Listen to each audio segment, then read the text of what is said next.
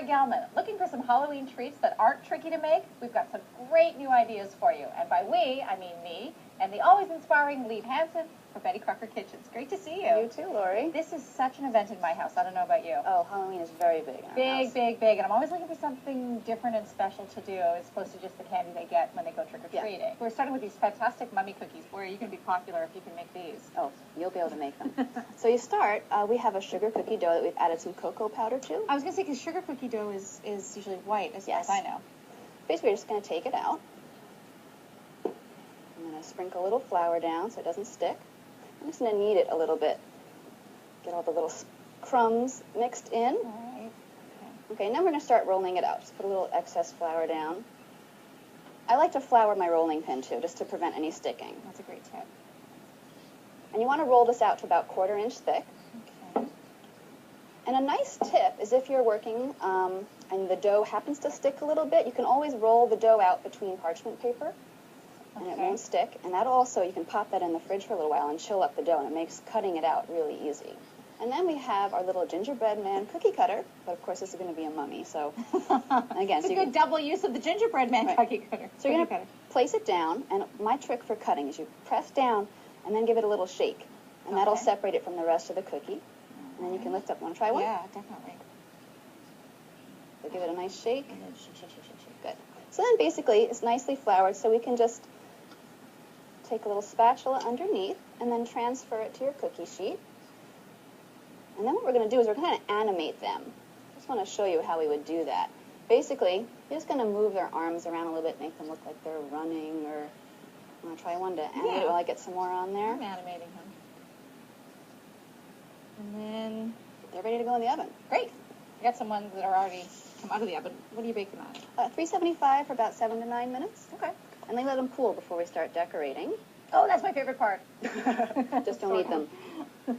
Okay, so to start, to make the linen wrappings, we're going to actually fill up freezer bags with vanilla frosting. And one nice tip is you can actually put a little piece of tape there, and that'll reinforce the tip. Okay, great. Okay, so basically, I like to roll this over just to keep it neat. And then you just start to fill it. Just typical vanilla frosting. Yep. Okay. Here, I'll put these on here for us. Oh, great. There are 2.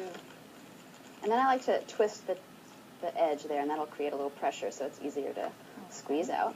So then we just cut a little piece off the end. There's one for you. I'll have to watch you do it first. Sure. So I'm going to start down here at the feet. And basically just go back and forth. Sort of zigzaggy? Sort of zigzaggy.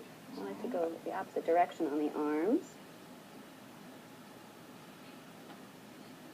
You can always come back and do some that go off. Fill it in? Yeah, like just some ones that go at different angles. Looks great.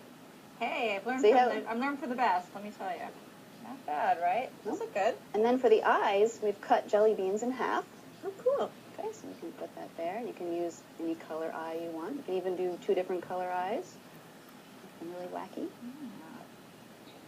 So the last step is you just take a little black piping gel, and you squeeze a little pupil on to make them little googly eyes. Okay. Cute. That's good. All right, I'll take it. Very cool. Those look so great. Very so fun. easy.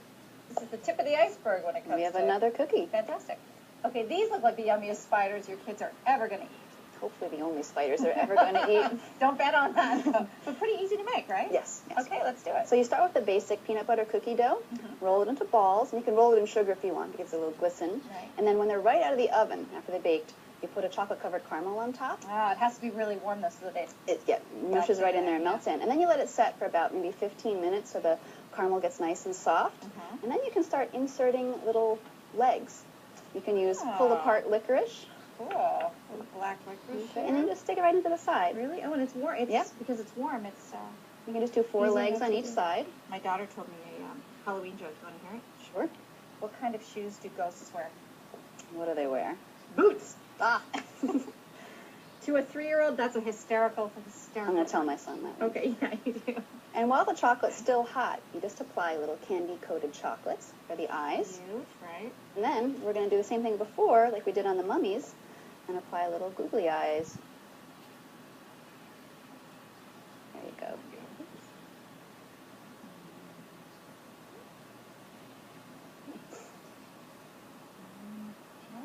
You know, I actually like these cookies together because it's kind of like the mummy cookie came back from the grave to eat the spider cookie for Halloween. Very fun. I like to think so. Thanks, Lee. Thanks, Lori. So much. For more recipe videos, visit lifemadedelicious.ca.